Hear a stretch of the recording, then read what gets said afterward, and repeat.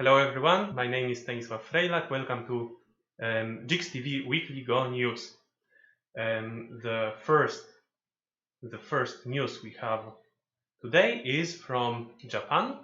It is the second game of the title match of Kisei. So, as you know, Kisei is the most important Japanese title. The title match is in a format best of 7. And Iyama is the current title holder. As I mentioned already some time ago, the Japanese media like to show the meals of the players in their reports about the tournament, because this is the interesting part of the tournament. This is the meal of Yamayuta, and this is the meal of Konorin. And by the way, if you remember that news about Nihon Kiin, that from the new year it is not allowed for the players to go out of the Nihon Kiin, then it would mean that these also need to be eaten there at the playing place. However, this I am not sure, because actually this game was not played in Tokyo. When there is a title match, then each game is played in a different place. The third game of the title match will be played, for example, in Nagasaki. And let's look at this game. This game was actually very nice, very nice to watch. I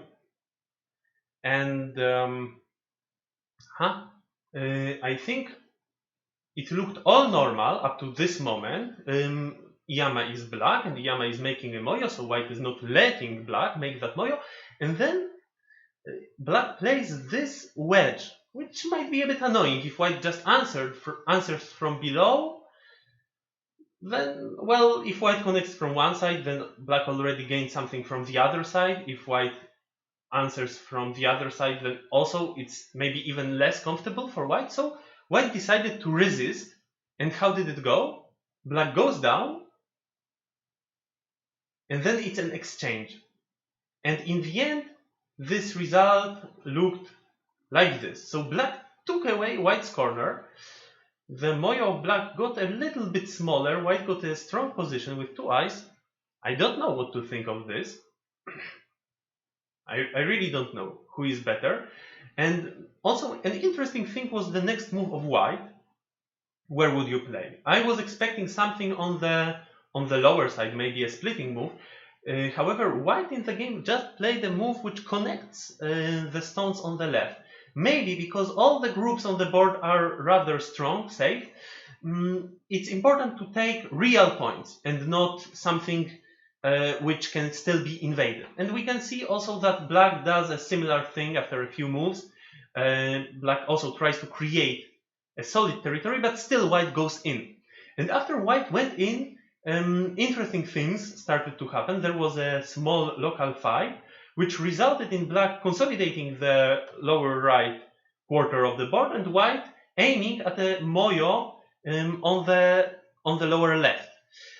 And black didn't want to agree on that, so black started a distraction of this moyo with a few moves, creating a sabaki, a nice shape, which can hopefully live. However, white was attacking very fiercely, and it was not easy for black to live.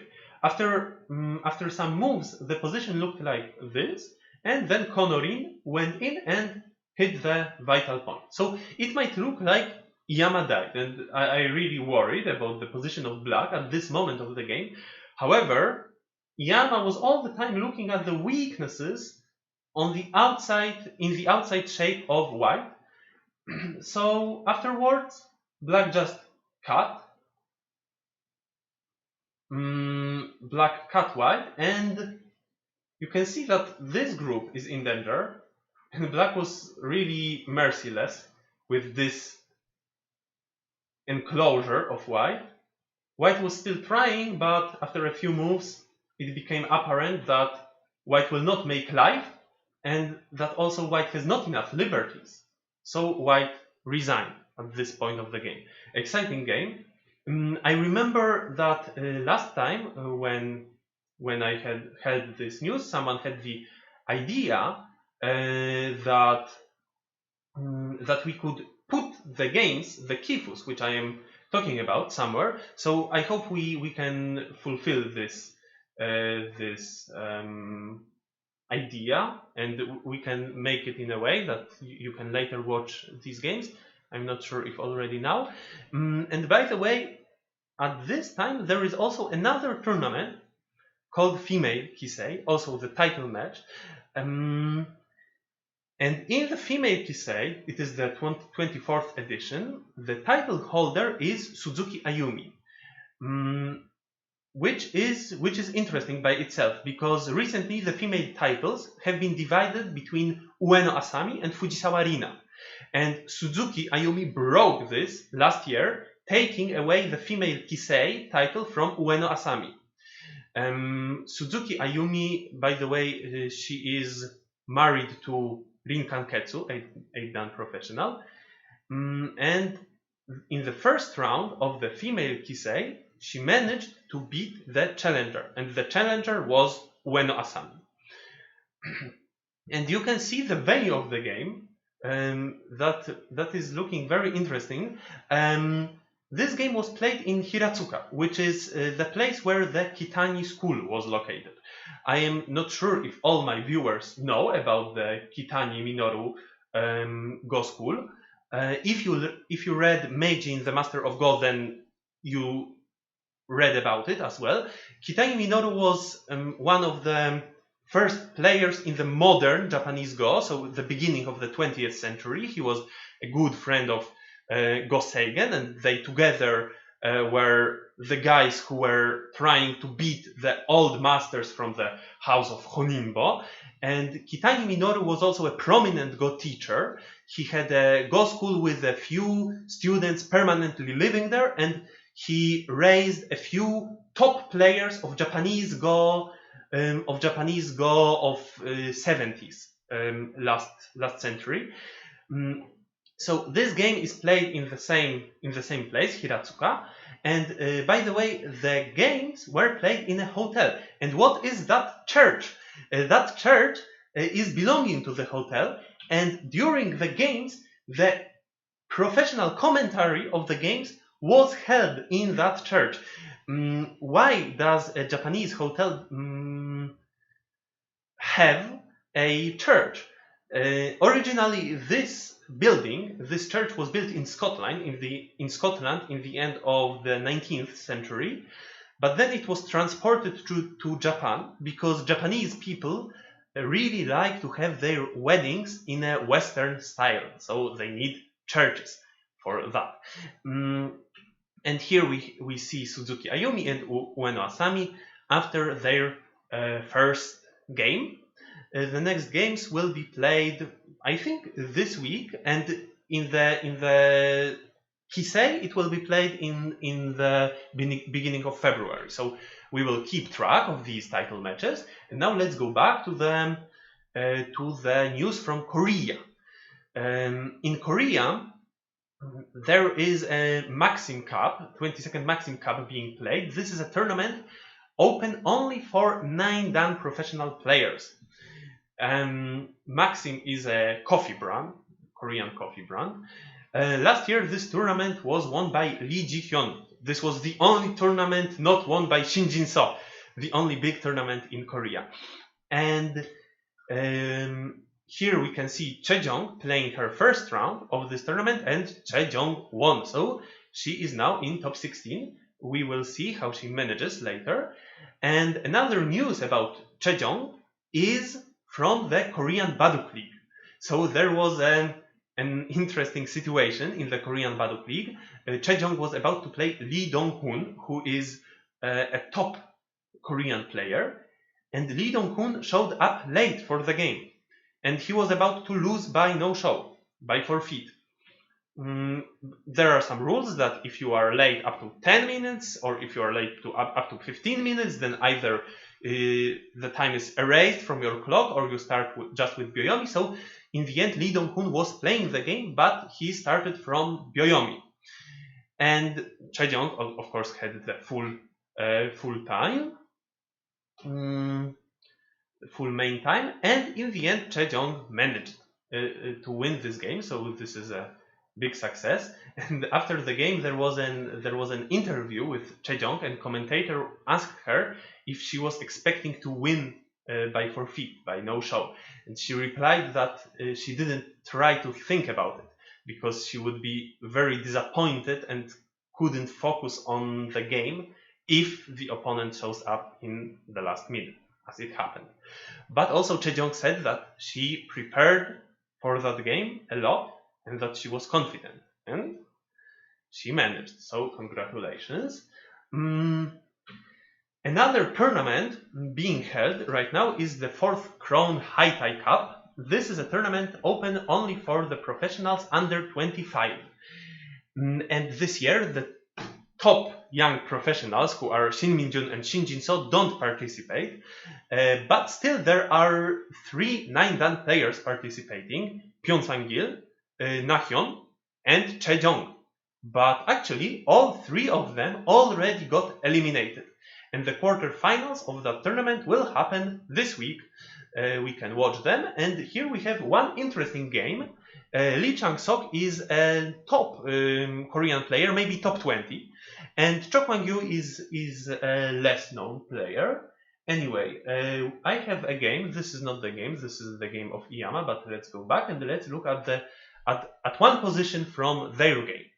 So Lee Chang-sok, black, now played this invasion under white's corner enclosure, and it looks very brave. But what is black exactly doing? White already has 3 stones, so white can just kill that invasion. However, if white tries to kill the invasion by playing from the left side, then black can attach, cut, and later black has a possibility of playing center moves on the outside, which will help the stone at G17 a lot, and also make the stone at J17 weaker.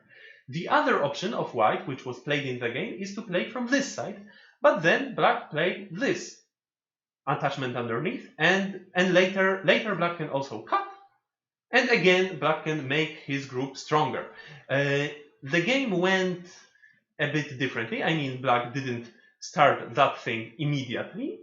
Black waited a bit, created a group, and after some moves were played, the group of black was feeling not too weak because of that agi at c14. So black played a very interesting move, this invasion.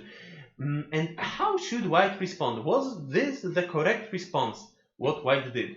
The suggestion by AI in this situation is very interesting, because white has a huge influence, a very big moyo, and the corner itself is not that important according to AI. So AI suggests to play a move at e15, which makes it impossible for black to squeeze white from either of the sides.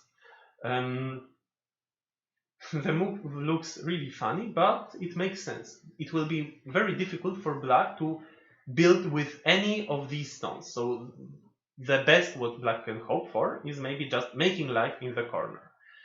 Alright, this was the position. In the end, black won that game, but what does it mean?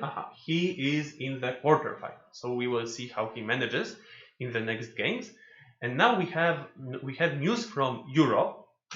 First news is about the European Grand Prix final. You remember last week it was not decided yet who exactly will be in the quarterfinals, and now we already know the semi-finalists of the tournament. I don't have in these brackets the names written, but let's go one by one. The first, which we can see on the top, the first quarterfinal was maybe the most exciting. It was Ilya Shikshin versus Ali Jabarin, and as you remember, these two players met in the final of the European Championship in November. And back then it was also best of 3, and Ilya Shikshin won 2-1, and he became the European champion. And now he also managed to beat Ali 2-1.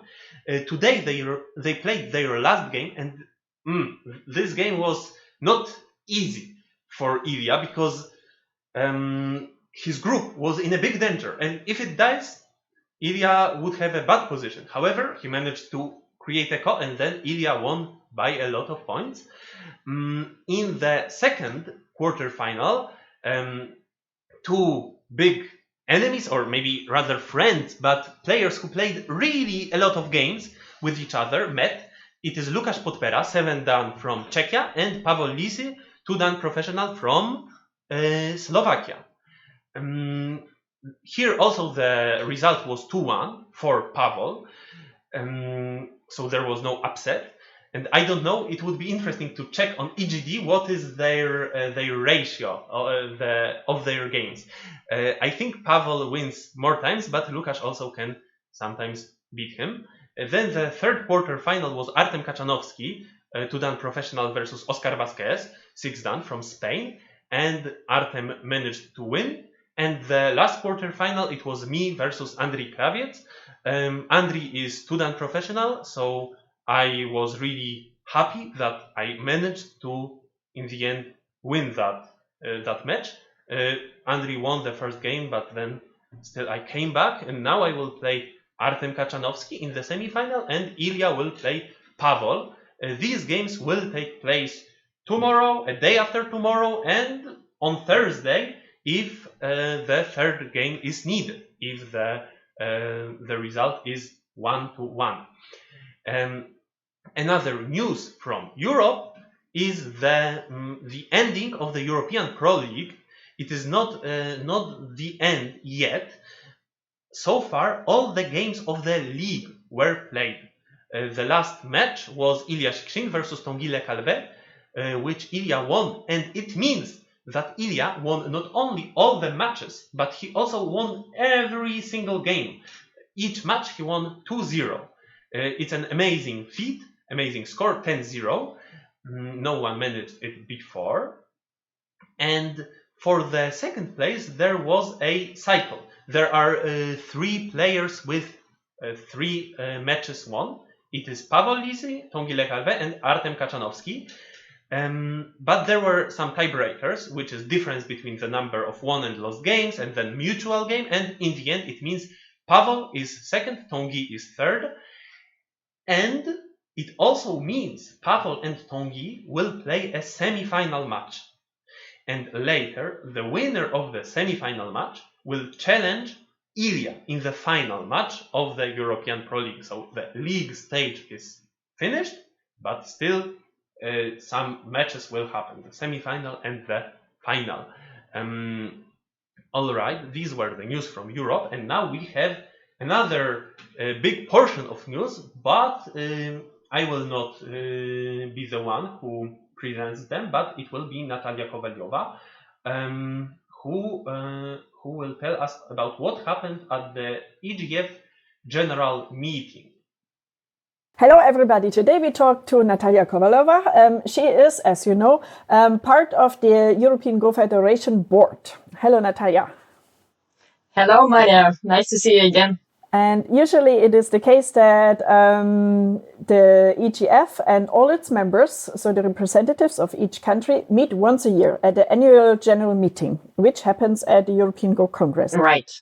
But this year, everything is different. So we just had an online meeting, which happened this week. And we would like to know what the members actually have decided. So what will change in the future in European Go? Can you tell us? Yeah, I will try. It was a quite long meeting for 6 hours. So it was held online, of course. And it was already second time because about half year ago, we already had such a meeting. And at that time, we decided to meet again. And what happened? So we wanted to talk about foundation, which is should be created soon, Ivamota European Foundation. But what is this doing? Of course, this foundation. What is the plan? Yeah, the plan is, as you know, in Europe we had a European Go Center in Amstelveen, and it in close Amsterdam. Yeah, yes. Yeah, in the Netherlands, and it was sold out. And the money, partly from this deal, should be done for creation foundation.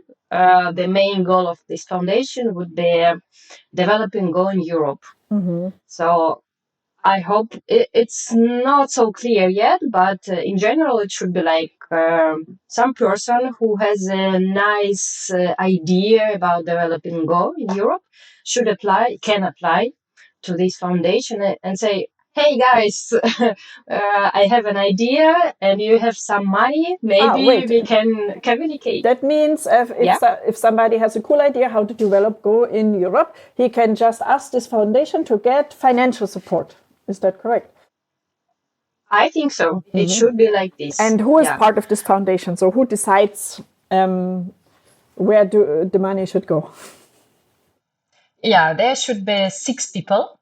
3 of them are Japanese from Nihon Kin, and 3 are Europeans. One of these 3, it's always president of European Go Federation. For the moment, it's Martin Stasny. And 2 should be elected later. Okay. So there was idea that it should be elected during this meeting, but it was postponed, let's say. So probably next meeting we will decide. So what else has been decided? Yeah, also there was a long talk about changing a way of annual entry fee. Every country should, let's say, pay to European Go Federation for being a member of European Go Federation. And there are always a lot of discussion how it should look. And so we also spend a lot of time for this, but nothing was decided. The only thing we decided that there should be a group of people who should really work hard for this, and for the next meeting, I hope we will have a plan how to do it. The current rules, I think, are something like how many people are in this member state, and depending on how many players the country has, it has to pay this and that much member fee, and also about the size of the country. Is that correct? Or I don't know. What is the current rules? For the moment, it's like you should calculate how many members, not players, but members of national organization you have. And for full member, you should pay €1, and for kids, 50 cents. 50%. So that means Germany, if we have 2,000 registered Go players, we pay something, if all of them are added, it's 2,000 to the EGF per year, yeah? Yeah, correct. Okay.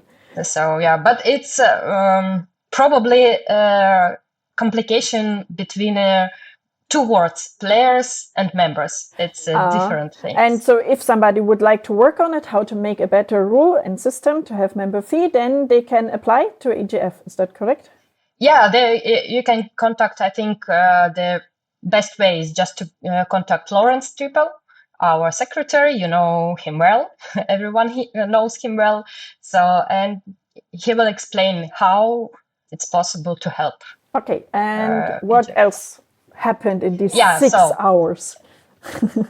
Yeah, also, which is very interesting for me, for you, and maybe for all people who likes to develop youth Go.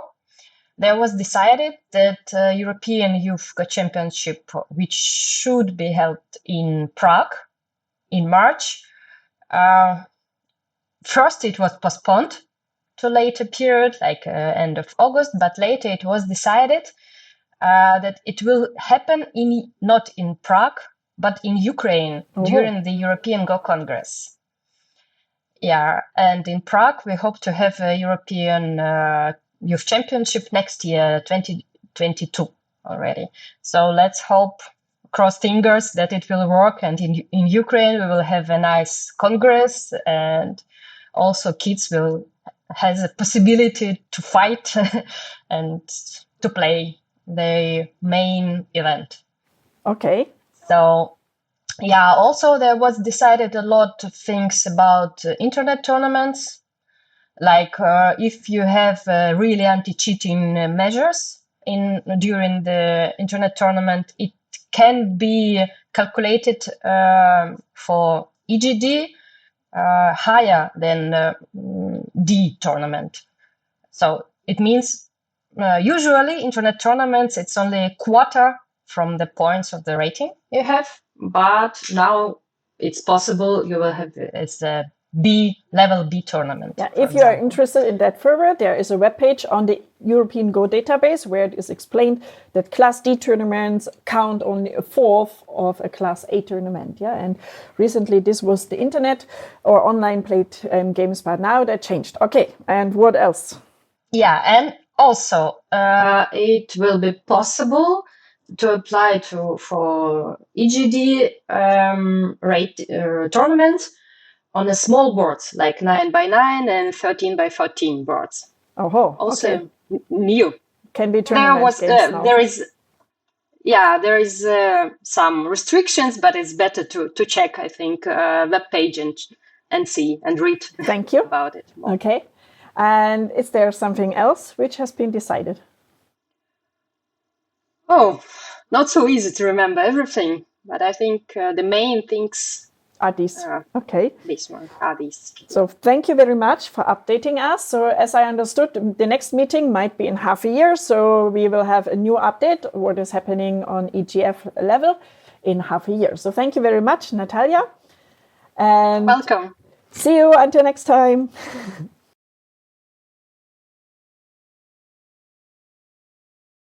Thank you, Natasha, for sharing with us what happened on the general meeting.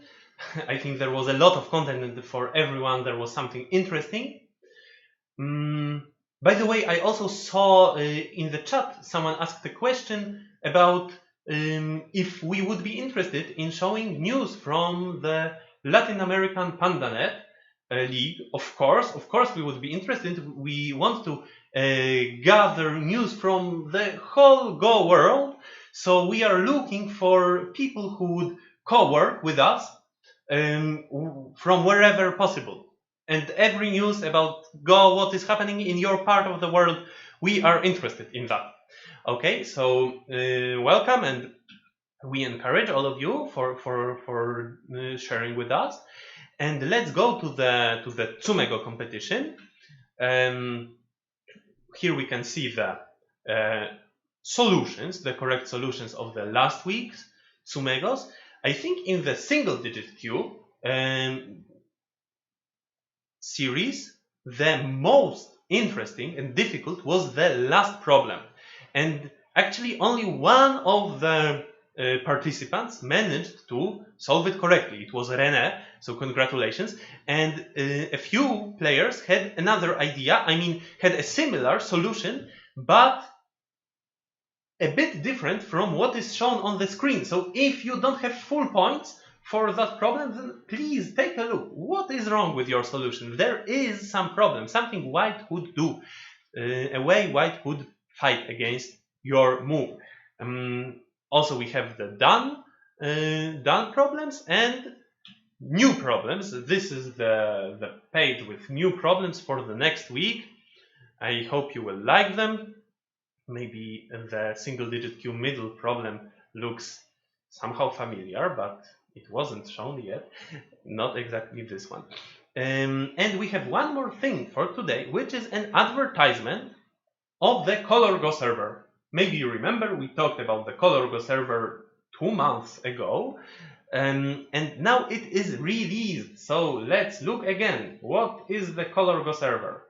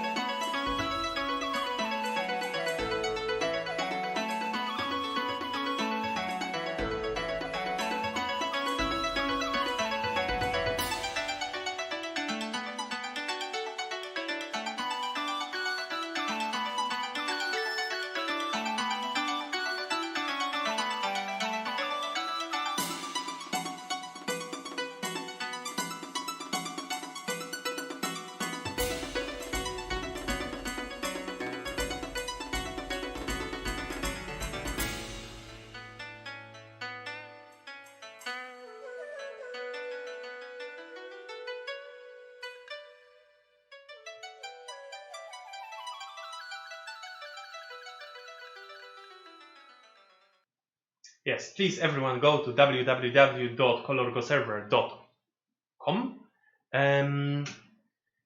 And for the end of today's stream, we have a Go piece of the week. As already sometimes before, it is a painting illustration by Camille Levesque. This time, this is an illustration done for a shop called Fulgurogo. This is a new French shop with Go accessories, t-shirts, caps, bags, masks, and more. So you can check Fulgurogo, and this is it for today's stream.